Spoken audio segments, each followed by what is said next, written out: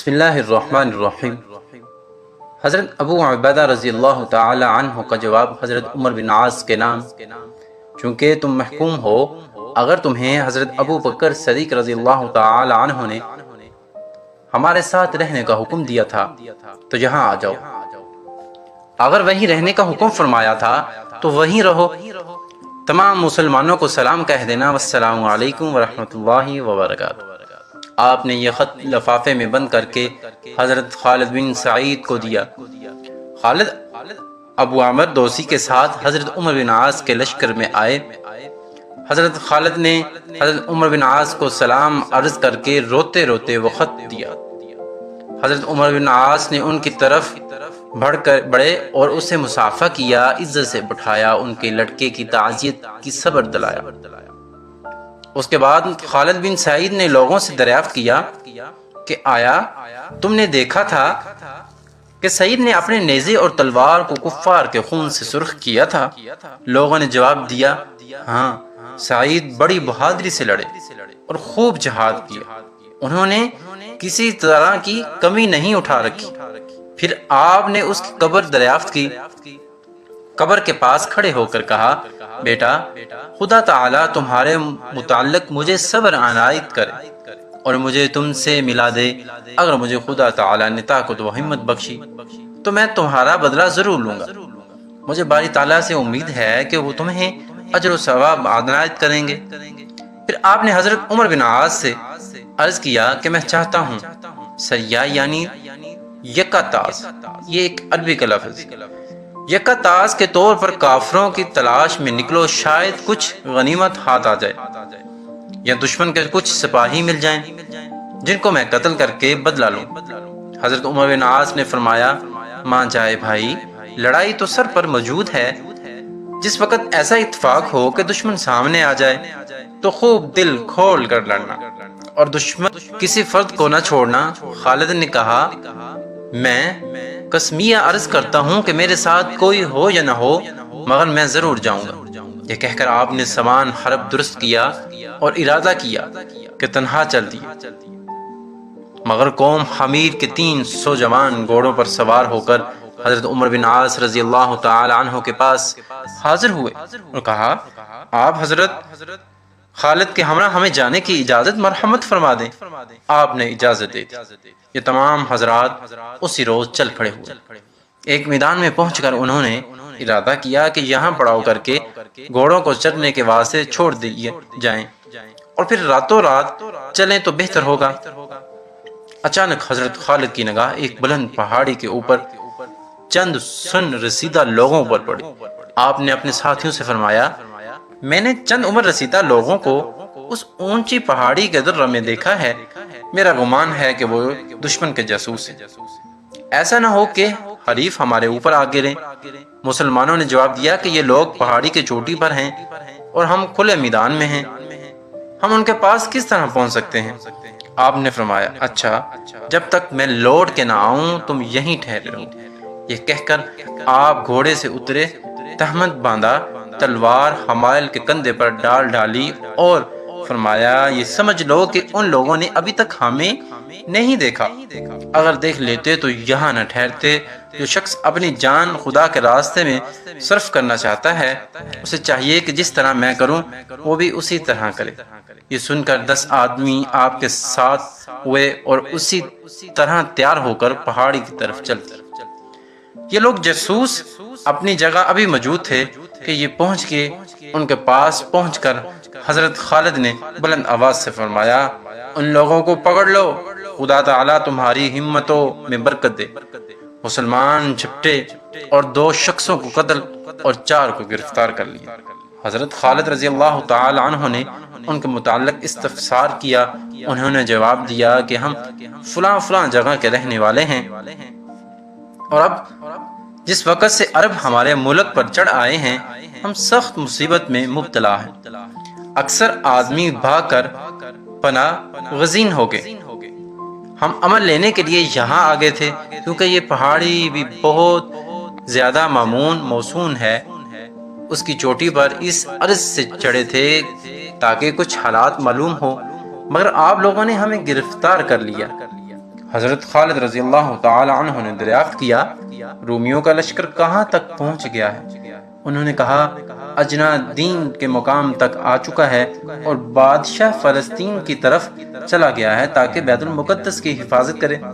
اجنا دین میں تمام لشکر مفرورین میں جمع ہوا ہے اور ایک سردار رسد لینے کے واسطے ہمارے یہاں آیا تھا، اس نے چوپاہوں اور کھچروں کو بار برادری کے لیے اکٹھا کیا ہے، مگر اسے ڈر ہے کہ کہیں اہل عرب ان پر نہ آن پڑیں۔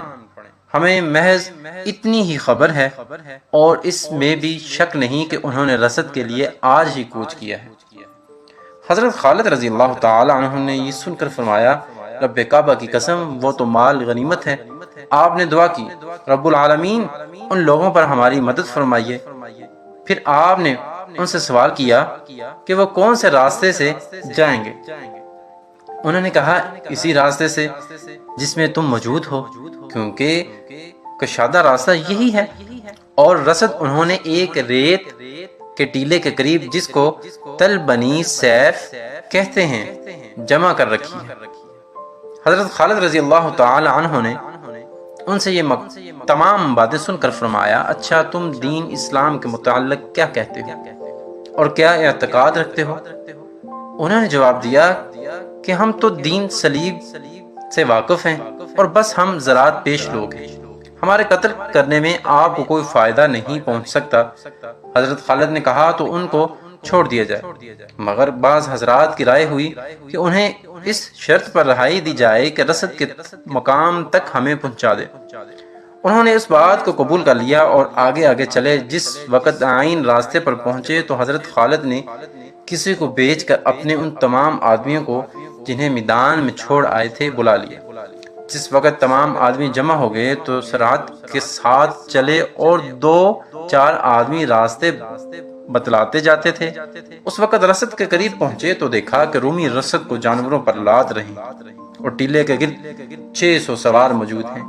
حضرت خالد نے دیکھ کر مسلمانوں سے فرمایا یاد رکھو کہ خدا تعالی نے دشمن پر تم سے نصرت کا وعدہ فرمایا ہے اور جہاد تم پر فرض کیا ہے۔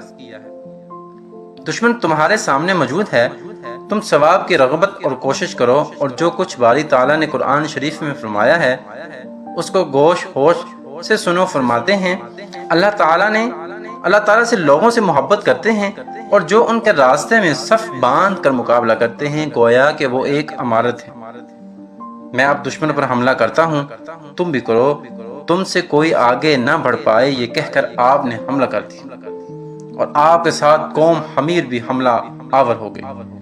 حذیفہ بن سعید کہتے ہیں کہ جس وقت ہم نے رومیوں کو اپنے مقابلے کے واسطے آتے دیکھا تو کاشتکار اور غلام وغیرہ ان کے چوپاہوں کے ساتھ تھے، بھاگ کھڑے ہوئے اور رومی 1 گھنٹے تک مقابلے میں ڈٹے رہے۔ حمیری اپنی قوم کو مخاطب کر کے کہا حمیر آسمانوں کے دروازے کھل گئے، جنت تمہارے واسطے آراستہ ہو گئی، انتظار کرنے لگی۔ یہ یہیں تک کہہ پائے تھے کہ حضرت خالد بن سعید رومیوں کے سردار کے پاس پہنچ گئے، اس کو اس کی ذرہ حشمت اور سواری سے معلوم کر لیا۔ وہ اس وقت اپنی فوج کو جنگ کی ترکیب دے رہا تھا۔ آپ اس کی طرف بڑھے اور اسے زور سے ڈانٹا کہ دشمن مرعوب ہو گیا۔ آپ نے کہا میں نے سعید کا بدلہ لے لیا۔ یہ کہہ کر ایک زور سے نیزہ مارا جس کی وجہ سے وہ ایک لوہے کی دیوار کی طرح گر پڑا۔ حضرت خالد کو کوئی سپاہی ایسا نہیں رہا جس نے ایک نہ ایک رومی سوار کو قتل نہ کیا۔ حذیفہ بن سعید کہتے ہیں کہ ہم نے 320 سوار قتل کیے، باقی شکست کھا کر مال و اسباب، کھچر، تتاری، گھوڑے اور سامان رسد سب چھوڑ گئے۔ ہم نے خدا تعالیٰ کے حکم سے سب پر قبضہ کر لیا۔ حضرت خالد رضی اللہ تعالی عنہ نے ان کاشتکاروں سے وعدہ پورا کر کے ان کو چھوڑ دیا۔ خالد اس مال غنیمت کو لے کر حضرت عمر بن عاص کے پاس لوٹ کر آئے۔ آپ کو ان کی سلامتی اور مسلمانوں کے صحیح سالم لوٹنے اور مال غنیمت کے ملنے سے بہت زیادہ خوشی ہوئی۔ آپ نے ایک خط حضرت ابو عبیدہ رضی اللہ تعالی عنہ کو اس لڑائی کے متعلق اور ایک خط حضرت خلیفۃ المسلمین ابو بکر صدیق رضی اللہ تعالی عنہ کی خدمت میں فتح و نصرت بلکہ رومیوں کی تمام حالات جنگ مدرج کر کے عامر دوسی کے ہاتھ روانہ کی۔ جس وقت عامر دوسی حضرت ابو بکر صدیق رضی اللہ تعالی عنہ کے خدمے اقدس میں پہنچے تو حضور خلیفۃ المسلمین نے وہ خط تمام مسلمانوں کو پڑھ کر سنایا۔ مسلمان بہت خوش ہوئے، فرت خوشی سے تحلیل و تکبیر کی آواز گونج اٹھی۔ حضرت ابو بکر صدیق رضی اللہ تعالی عنہ نے حضرت ابو عبیدہ کے متعلق دریافت کیا۔ عامر دوسی نے جواب دیا کہ وہ ابھی تک حدود شام میں پڑاؤ کیے ہوئے ہیں، اندر ملک میں اس وجہ سے داخل نہیں ہو سکے کہ انہوں نے سنا ہے کہ بادشاہ ہرقل نے اجنا دین میں بے شمار لشکر جمع کیا اور مسلمان اس سے خوف زدہ ہیں کہ کہیں ہم پر دشمن نہ غالب ہو جائے۔ یہ سن کر آپ سمجھ گئے کہ ابو عبیدہ کمزور اور نازک طبیعت کے آدمی ہیں، رومیوں کے ساتھ مقابلے صلاحیت ہمت نہیں رکھتے، لہٰذا ان کی جگہ حضرت خالد بن ولید کو مقرر کر دینا چاہیے۔ آپ نے اس کے متعلق مسلمانوں سے مشورہ کیا، سب نے جواب دیا کہ واقعی آپ کی رائے زیادہ مناسب ہے۔ آپ نے حضرت خالد بن ولید کو حسب ذیل خط تحریر فرمایا۔